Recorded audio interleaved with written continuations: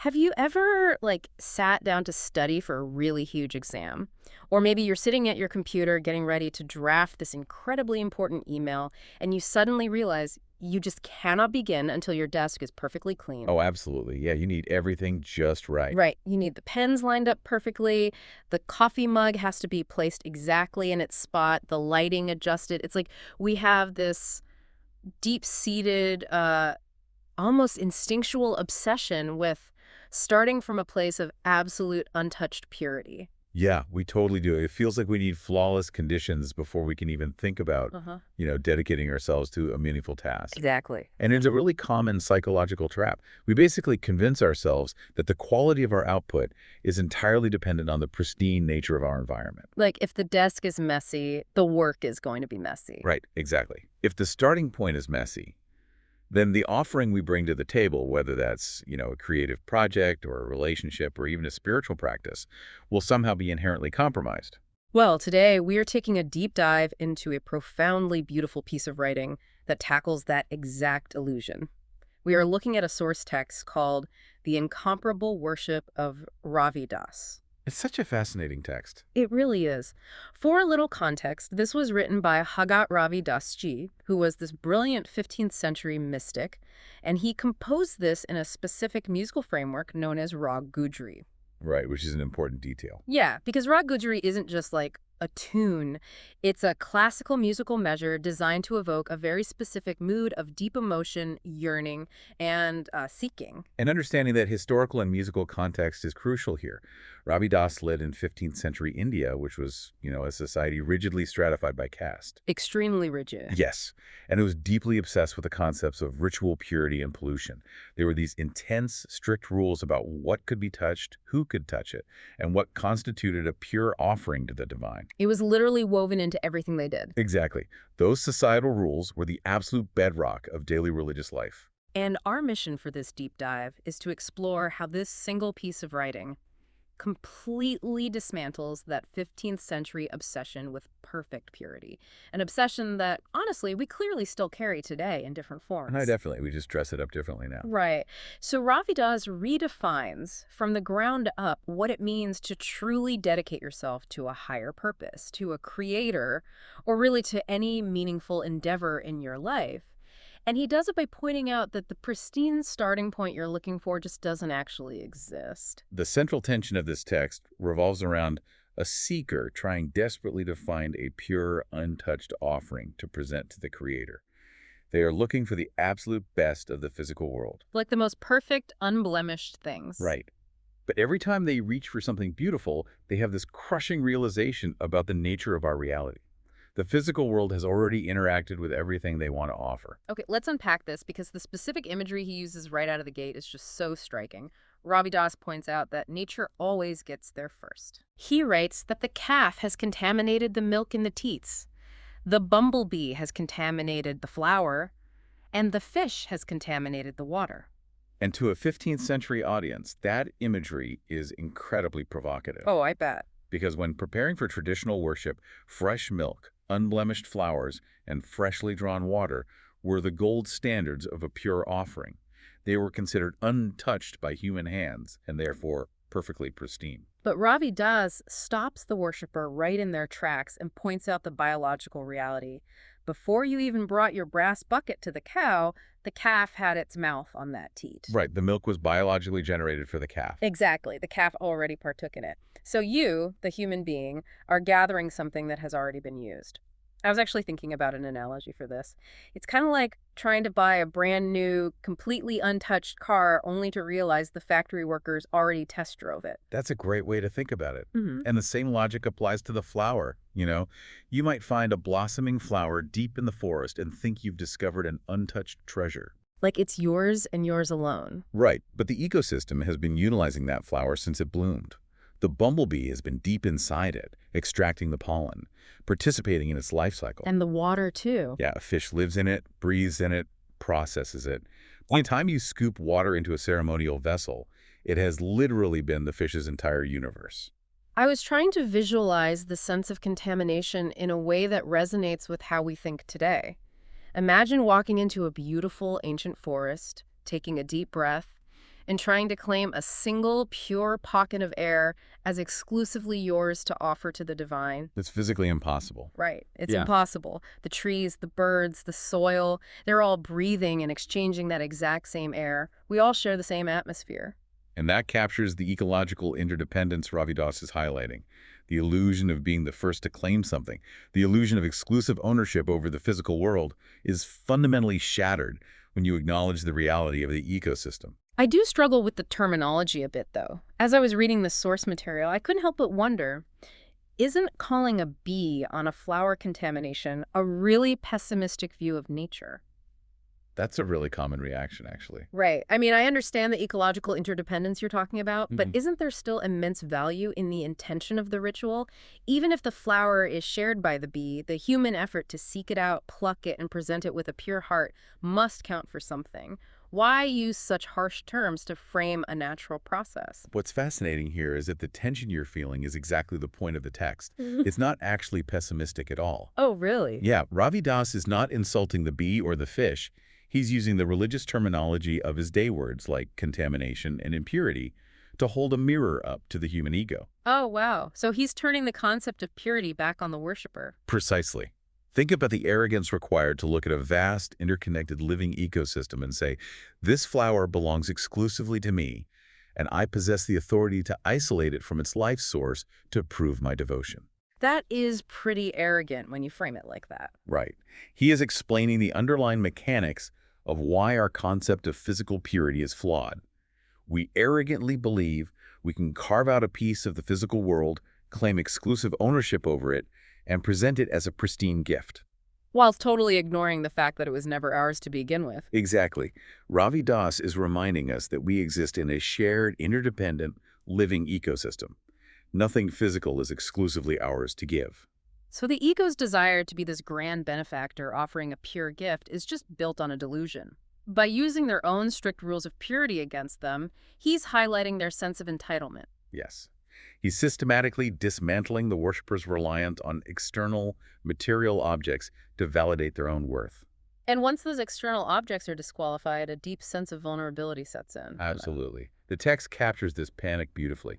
Ravi Das writes, "O mother, where shall I find any offering for the Lord's worship? I cannot find any other flowers worthy of the incomparable Lord." The seeker is suddenly left empty-handed. I mean, if the milk is out, the flowers are out, the water is out, what is left? And here's where it gets really interesting. It really does. Ravi doesn't just stick to the harmless, everyday interdependence of calves and bees. He escalates the imagery to something much more intense. He brings in the sandalwood and the snakes. There's a crucial philosophical escalation. He writes, "The snakes encircle the sandalwood trees. Poison and nectar dwell there together." Sandalwood is universally recognized for its incredible fragrance, its cooling properties, and its immense value, right? It is the ultimate luxury offering. Oh, it was highly, highly prized. But he points out that in the wild, these highly prized, fragrant trees are literally wrapped in venomous snakes. We move from a harmless bumblebee pollinating a flower to a deadly snake guarding the ultimate prize. And that shift from harmless nature to dangerous nature serves a very specific purpose. If we connect this to the bigger picture, it introduces the inescapable duality of the physical world. Okay, tell me more about that duality. Well, earlier, he established that you cannot have a flower without the insect that feeds on it. Now, he's exploring the psychological reality that you cannot have the ultimate sweetness, the ultimate reward, without confronting the ultimate danger. You cannot extract the sweet, fragrant sandalwood without coming face to face with the venomous snakes. They exist in the exact same space. They are inextricably linked, which explains a fundamental law of our reality. He explicitly states, poison and nectar dwell there together. Meaning you just can't isolate perfection. Right, you cannot surgically extract the good from the bad in the material world, even though that is our deepest human instinct. We constantly try to filter out the poison and only present the nectar. You see that everywhere today. Like, we want the nectar of a successful career without the poison of grueling failure or burnout. We want the nectar of a deep relationship without the poison of vulnerability or conflict. Exactly. We try to curate these perfectly pure, isolated bubbles of success. But Ravi Das is pointing out that in the natural world, poison and nectar share the exact same origin point. If they come as a package deal, then the entire pursuit of finding a perfectly pure, unblemished physical offering is just a fool's errand. It represents a fundamental misunderstanding of how the universe is constructed. The good and the dangerous are forever intertwined. But, even if we accept that raw nature is a package deal of poison and nectar, human beings have a backup plan. We try to manufacture purity. We do try our hardest. We do, and this brings us to how Ravi Das addresses the actual manufactured items of traditional worship. He moves past the raw materials and talks about incense, lamps, and naivedya, which is a term for sacred offerings of food. Yes. He writes, even with incense, lamps, offerings of food, and fragrant flowers, how are your slaves to worship you? So he's challenging the tools we specifically designed to bypass the messiness of nature. But wait, I have to challenge the text on this specific point. Okay, let's hear it. Aren't incense and lamps explicitly designed to create purity in a space? People burn incense to clear out bad energy or unpleasant smells. They light lamps to actively dispel darkness. The traditional view, yes. Right. These are tools engineered by humans to manufacture a pure environment where one doesn't naturally exist. So, if literally everything on Earth, even the tools designed for purification, is disqualified, what is a worshiper supposed to do? Does Ravi Das just want us to give up? It feels like it leaves the seeker with absolutely nothing. This raises an important question, and it really gets to the heart of the text. It does leave the seeker with nothing, and that is the deliberate, masterful pivot of the text. A deliberate pivot to what, exactly? Well, Ravi Das is pointing out that even manufactured items interact with the world. The moment incense releases a fragrance, it's mingling with the air, interacting with the environment, and is therefore no longer an isolated, pure thing. Oh, I see. It's spreading out and sharing the space, just like the flower. Exactly. By stripping away every single material reliance, first the raw nature, then the luxury nature, and finally the manufactured ritual items, he removes every single external tool the seeker has. So by taking away the props, you are basically forced to step onto the stage yourself. That is the exact psychological mechanism at play. We use external things to mediate our relationship with the world and with the divine. We use them as a shield. To protect ourselves. Right. The psychology is essentially, look at this perfect offering I brought. Look at this clean desk I prepared. Look at this flawless incense I am burning. Please just don't look at my flaws. Wow. We hide behind the pristine objects because offering ourselves feels way too messy.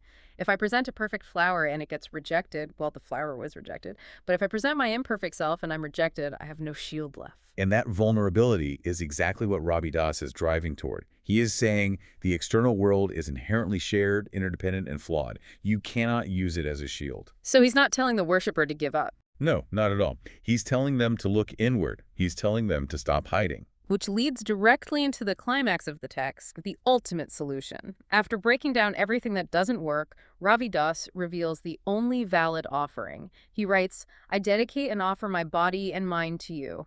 By Guru's grace, I attain the Immaculate Lord. It's such a profound shift. I dedicate and offer my body and mind. That completely changes the paradigm of worship. It shifts everything from a transactional relationship to a deeply relational surrender. Let's talk about the mechanics of that surrender. What does it actually mean to offer your body and mind, and why does that succeed where the flowers and the incense failed? It succeeds because it requires the complete surrender of the ego. When you offer milk, flowers, or incense, you are still operating from a place of ownership. Right, like we said earlier. Yes. You are a separate entity handing over a possession. That reinforces the ego's boundaries. But when you offer your body and mind, you are no longer the grand benefactor handing over a gift. You are the gift. You are erasing the boundary between the giver and the offering. And that requires a monumental shift in self-perception. Your body and mind have been contaminated by the world, too, Right. You have experienced the poison and the nectar of life. You have scars, you have flaws, you have a complicated past. Offering your body and mind means bringing your raw, unedited, lived-in self to the table without trying to sanitize it first. So what does this all mean for us today? We spend so much of our time stressing over offering the perfect external things in our modern lives. We really do. We exhaust ourselves over it. We stress over building the perfect resume or waiting for the absolute perfect financial conditions to start a project or trying to present a perfectly curated image on social media. We treat our achievements like the pristine flowers or the untainted milk, hoping they will be our ticket to acceptance or worthiness. We use those curated achievements to avoid the hard, vulnerable work of authentic connection. Ravi Daas actually addresses the desperation of this in the concluding lines of the text. What does he say? He says, "I cannot worship you, nor offer you flowers." Says Ravi Daas, "What shall my condition be hereafter?"